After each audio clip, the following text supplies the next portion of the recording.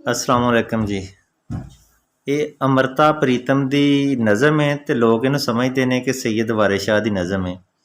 ये सैयद वारिस शाह ते लिखी है उन्होंने लिखिया है, अज आखां वारिस शाह नूं किते कबरां विचों बोल, ते अज किताब इश्क दी दा कोई अगला वरका फोल। एक रोई सी धी पंजाब दी ते तू लख लख मारे वैण, अज लखां धीआं रोंदियां ये वारिस शाह नूं कहण। उठ दर्द मंदां दिया दर्दिया अज तक अपना पंजाब, अज बेले लाशां विछियां ते लहू दी भरी चनाब।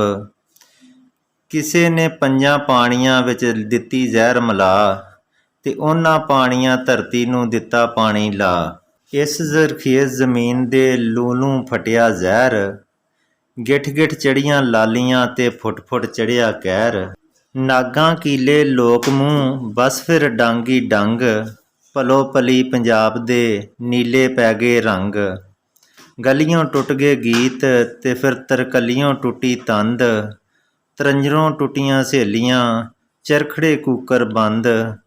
सने सेजदे बेड़ियां लुड्डन दित्तियां रोड़, सने डालियां पींग अज पिपलां दित्ती तोड़।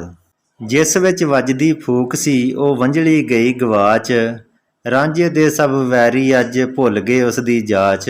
धरती ते लहू वसिया ते कबरां पईयां चोण, प्रीत दियां शहजादियां अज विच मज़ारां रोण।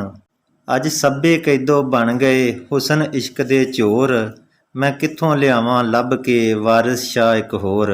अज आखां वारिस शाह नूं किते कबरां विचों बोल, ते अज किताब इश्क दी दा कोई अगला वरका फोल।